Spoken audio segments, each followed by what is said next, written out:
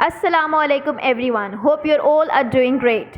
جس طرح آپ جانتے ہیں کہ سمر ویکیشن سٹارٹ ہو چکی ہیں اور آج میں آپ کو اس ویڈیو میں کلاس 7 کے سمر ٹاسک کے حوالے سے ایک اوور ویو دینے لگی ہوں۔ سمر ویکیشن میں ایک سمر ٹاسک دیا جاتا ہے جس میں کچھ ریٹن ورک ہوتا ہے، وہ آپ کو نوٹ بکس پہ کرنا ہوتا ہے، اور کچھ ورک ایکٹیویٹیز کی صورت میں سمر ٹاسک پر موجود ہوتا ہے، وہ آپ کو حل کرنا ہوتا ہے۔ سب سے پہلا پیج جو ہے اس پر کچھ ضروری ہدایات دی گئی ہیں جو والدین پڑھیں گے اور اس پر عمل کریں گے۔ اس کے بعد ہمارے پاس ہے marks distribution of term paper class 7 2023۔ اس کو آپ نے غور سے پڑھنا ہے اور اس کے مطابق آپ نے تیاری کرنی ہے۔ نیکسٹ پیج پر ہمارے پاس ہے سمر ویکیشن ریٹن ورک جو ہے ہمارا کرنے والا، وہ ہے 4 سبجیکٹس کا، English, science, maths and Urdu. اس کے حوالے سے کچھ ضروری ہدایات میں آپ کو دینا چاہ رہی ہوں کہ آپ نے جب ریٹن ورک کمپلیٹ کرنا ہے اپنا، جب اس کو سٹارٹ کرنا ہے تو اسی طرح سے خوبصورت ٹائٹل پیجز بنانے ہیں۔ سمر ویکیشن ٹاسک پر تحریر کام میں صفحہ نمبر بھی تحریر کیا گیا ہے تاکہ معلوم ہو سکے کہ کتاب پر کس صفحے پر یہ سوال موجود ہے۔ یہ صفحہ نمبر صرف رہنمائی کے لیے دیا جا رہا ہے، دیا گیا کام بچے نے خود کرنا ہے، بہت دھیان سے خوبصورت رائٹنگ میں، اور سارے کوسچنز آپ نے اٹیمپٹ کرنے ہیں۔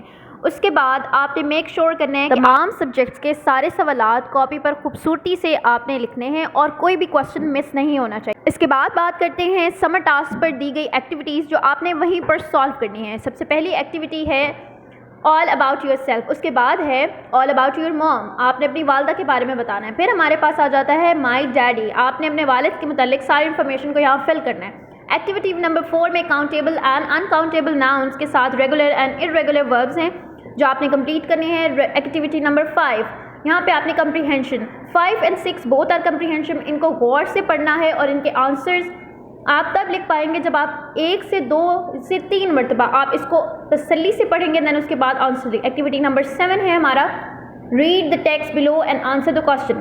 اس ٹیکسٹ کو پڑھنے کے بعد کیئرفلی آپ نے ان کوسچنس کے آنسر نوٹ کرنے ہیں۔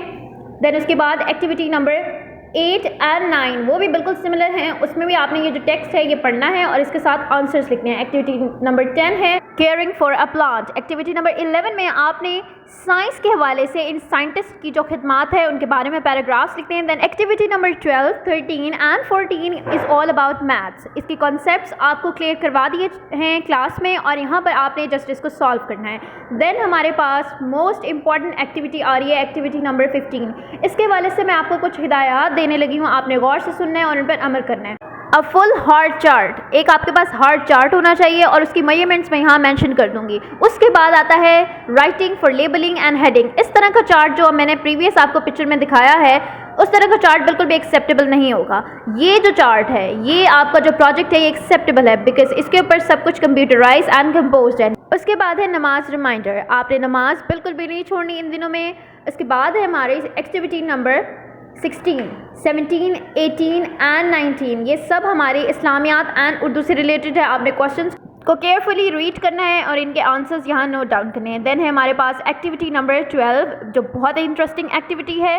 سوچیں اور لکھیں کہ اگر آپ صدر پاکستان بن جائیں تو پاکستان کے لیے کیا کریں گے، کیسی تبدیلیاں لائیں گے۔ اس کا آنسر بہت خوبصورتی سے آپ نے بیان کرنا ہے۔ دین لاسٹ میں ہم نے ایڈ کیا ہے test schedule of second term, اس کو آپ نے دیکھنا ہے اور اس کے مطابق تیاری کرنی ہے۔ اسکول اوپن ہونے کے بعد اس کے مطابق ہی آپ کے ٹیسٹ لیے جائیں گے۔